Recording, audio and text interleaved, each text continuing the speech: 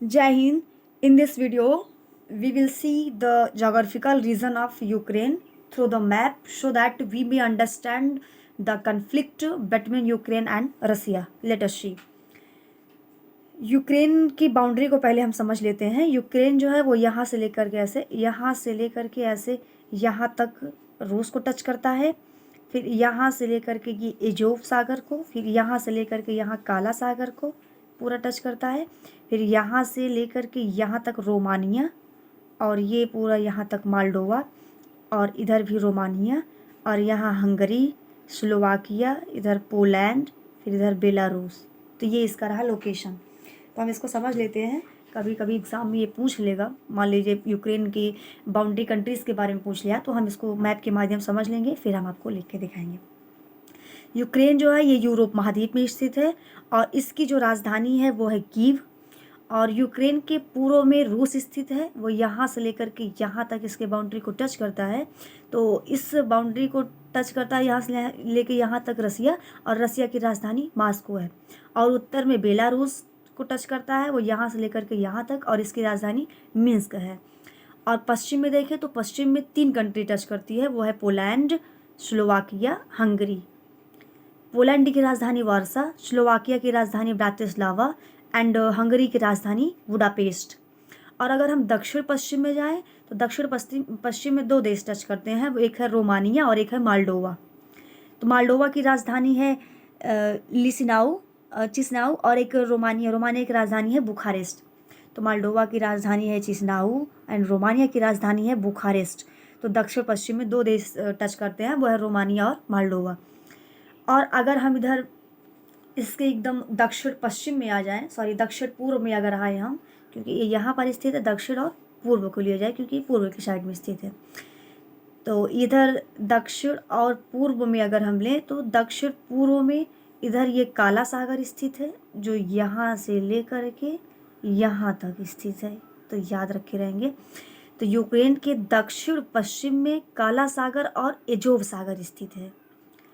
काला सागर और एजोव सागर के बीच में यहीं पर कर्च जल डमरू मध्य है। एजोव सागर और काला सागर के बीच में कर्च जल डमरू मध्य है। कभी कभी पूछेगा कि काला सागर और एजोव सागर को जोड़ने वाला कर्च जल संधि है। तो याद रखे रहेंगे। यहाँ से लेकर के यहाँ तक हम दिखा दें, ये यहाँ से लेकर के यहाँ तक ये है काला सागर, जिसे ब्लैक सी बोलते हैं, ये ब्लैक सी, और ये है एजोव सी। तो काला सागर और एजोव सागर, इन दोनों को जोड़ने वाली जो जल संधि है वो है कर्च जल संधि, और यही जल संधि यूक्रेन और रसिया को यहाँ अलग करती है दक्षिण पूर्व में। तो यहाँ पर रसिया टच कर रही है, लेकिन यहाँ पर जो है ये क्रीमिया है। अभी क्रीमिया की हिस्ट्री को हम बाद में देखेंगे। तो यूक्रेन और रसिया को टच करने वाली जो जल संधि है वो है कर्च जल संधि। इसको याद रखे रहेंगे हम। तो एजोव सागर और काला सागर को जो जोड़ता है वो है कर्च जल संधि, और यही कर्च जल संधि यूक्रेन और रसिया को अलग करता है। तो एक बार हम क्विकली देख लेते हैं, फिर हम क्रीमिया के बारे में देखेंगे। यूक्रेन के पूर्व में रूस स्थित है, उत्तर में बेलारूस, पश्चिम में पोलैंड, स्लोवाकिया, हंगरी, दक्षिण पश्चिम में रोमानिया, मालडोवा, और दक्षिण पूर्व में काला सागर और एजोव सागर। और काला सागर एजोव सागर को जोड़ने वाले जो जल संधि है उसका नाम है कर्च जल संधि, और यही कर्च जल संधि यूक्रेन और रसिया को अलग करता है। तो चलिए अब हम क्रीमिया को देख लेते हैं। हम आपको पूरा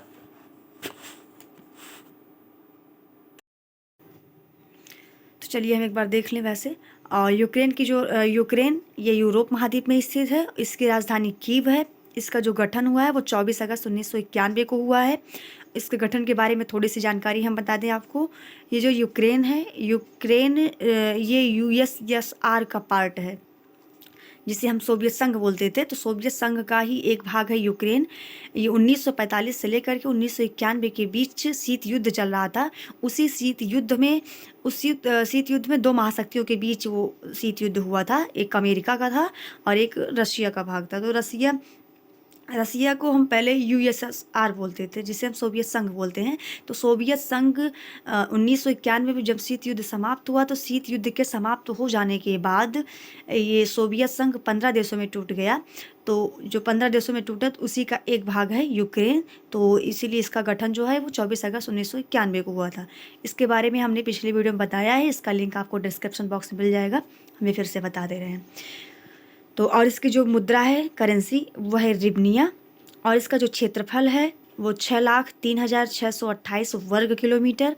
इसकी जो जनसंख्या है वो 4,11,67,336 इसकी जनसंख्या है 2022 के हिसाब से। और इसमें ये जो जनसंख्या है, इसमें क्रीमिया और सेवस्तोपोल की जनसंख्या को छोड़ करके लिया गया है, क्योंकि क्रीमिया यूक्रेन के नियंत्रण में अब नहीं रहा। और इसकी जो सीमा है, इसके बारे में हम बता चुके हैं, और आप इसको देख करके नोट भी कर सकते हैं, और बाकी हमने मैप के माध्यम से आपको समझा दिया है। और मैप से आपको ज़्यादा अच्छे से याद भी रहेगा, या आप भूल भी सकते हैं। तो चलिए क्रीमिया के बैकग्राउंड को थोड़ा समझ लेते हैं। क्रीमिया जो है ये 1954 में रूस ने यूक्रेन को दिया था। तब दोनों देश यूएसएसआर के ही पार्ट थे। अभी मैंने बताया कि 1945 से 1991 के बीच शीत युद्ध चल रहा था। तो तब ये पूरा उसी का पार्ट था, सोवियत संघ का ही भाग था। तो 1954 में ये रूस ने यूक्रेन को दे दिया था। 1991 में सोवियत संघ टूट गया। तब टूटने के बाद, क्योंकि वही रूस ने यूक्रेन को दिया था, दोनों के बीच क्रीमिया को लेकर लड़ाई हुई, और यूक्रेन 1991 में स्वतंत्रता का ऐलान कर दिया। और 1994 में यहाँ चुनाव हुआ। 1996 में एक नया लोकतांत्रिक संविधान बनाया गया यूक्रेन के द्वारा। और 18 मार्च 2014 में रूस ने क्रीमिया को कंट्रोल कर लिया और अपने देश का हिस्सा बना लिया। वर्तमान में भी अगर हम बात करें, तो वर्तमान में भी क्रीमिया पर रूस का ही नियंत्रण है। तो क्रीमिया को पहले ही कंट्रोल कर लिया है रूस। तो ये रहा यूक्रेन के बारे में। Meet you again in next video. Till then, जय।